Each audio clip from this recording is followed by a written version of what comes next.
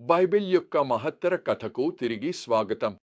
ఈరోజు మనలో ప్రతి ఒక్కరిలో ఉగ్రరూపంగా సాగుతున్న ఆధ్యాత్మిక యుద్ధాన్ని హైలైట్ చేసే ఒక భాగాన్ని లోతుగా పరిశీలించబోతున్నాం. ఇది మానవజాతి అంతటి పాత పోరాటం, ఏదైతే ఏదెన్ తోటలో ప్రారంభమై ఈ రోజున కూడా మన జీవితాల్లో కొనసాగుతోంది.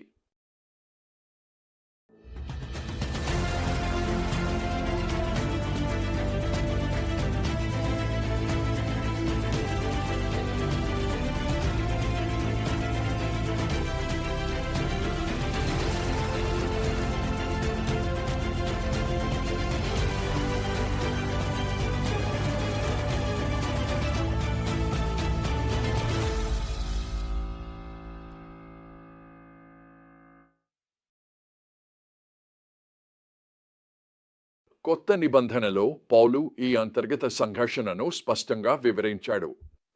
శరీర ధర్మం అంటే మనం ఆదాములో నుంచి పొందిన పతిత స్వభావం, పవిత్రాత్మ నియంత్రిత జీవన విధానంతో పోరాడుతోంది. ప్రతి ఒక్కరం రోజువారీగా ఒక నిర్ణయాన్ని ఎదుర్కొంటాం.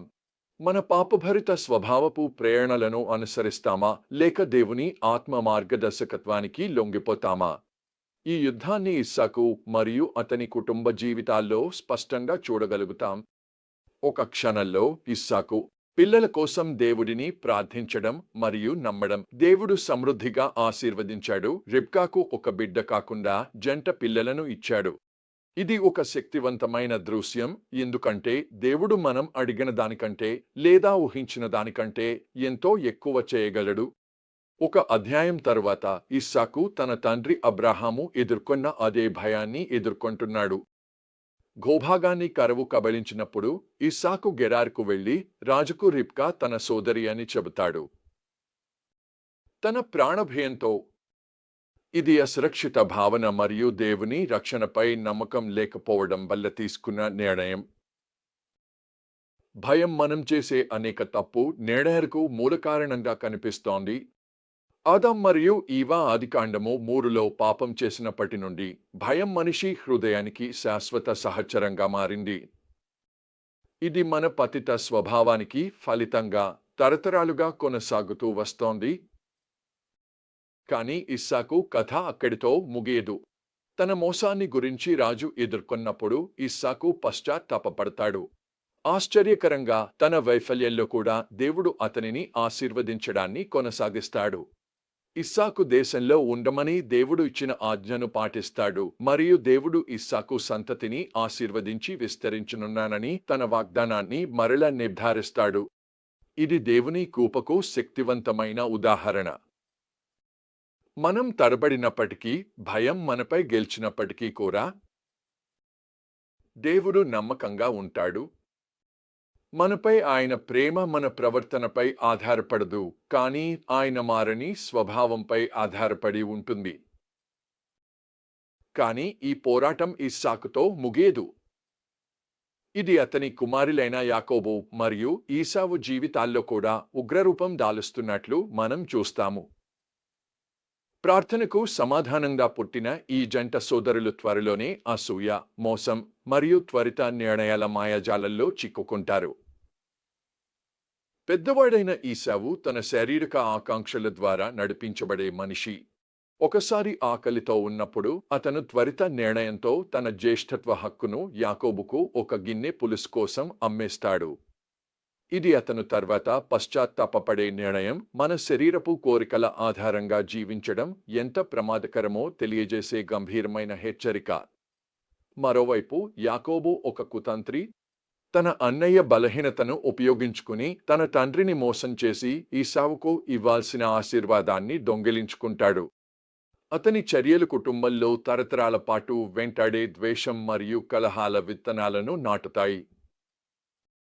ఈ ఇద్దరు సోదరుల జీవితాల్లో మన త్వరిత కోరికలను దేవుని ఆత్మ నియంత్రణలోకి తేవడంలో విఫలమైతే కలిగే పరిణామాలను మనం చూస్తాము. ఈసావు శాశ్వత ఆశీర్వాదాన్ని వదిలిపెట్టి తాత్కాలిక తృప్తిని ఎంచుకుంటాడు. మరోవైపు యాకోబు తన కోరికలను సాధించుకోవడానికి మోసం మరియు కుతంత్రాలను ఆశ్రయిస్తాడు. ఇద్దరూ శరీర ప్రేరితంగా జీవిస్తున్నారు మరియు ఇద్దరూ తమ నిర్ణయాల చేదు ఫలితాలను అనుభవిస్తున్నారు. కానీ ఈ కుటుంబ కలహాల మధ్య కూడా దేవుని కృప యొక్క జాడలను మనం చూడగలుగుతాము. యాకోబును ఆశీర్వదించడం ద్వారా తాను చేసిన పొరపాటును ఇస్సాకు గ్రహించినప్పుడు అతను భయంతో వణుకుతాడు.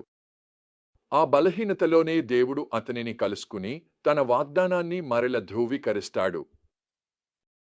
దానికి ప్రతిస్పందనగా ఇస్సాకు ఒక బలిపీఠాన్ని నిర్మించి ప్రభువు నామాన్ని పిలుస్తాడు. ఇది పశ్చాత్తాపం మరియు పునరుద్ధరణ యొక్క అద్భుతమైన దృశ్యం. స్నేహితులారా, శరీర ప్రేరణ మరియు ఆత్మ మధ్య యుద్ధం మనం యేసును ముఖాముఖిగా చూసే రోజు వరకు కొనసాగుతుంది. కానీ మనం ఈ యుద్ధాన్ని ఒంటరిగా ఎదుర్కొనాల్సిన అవసరం లేదు. ఇస్సాకు మరియు అతని కుటుంబానికి నమ్మకంగా ఉన్న అదే దేవుడు ఈరోజు మనకు కూడా నమ్మకంగా ఉన్నాడు. ప్రతి క్షణం మనకు ఒక ఎంపిక ఉంటుంది.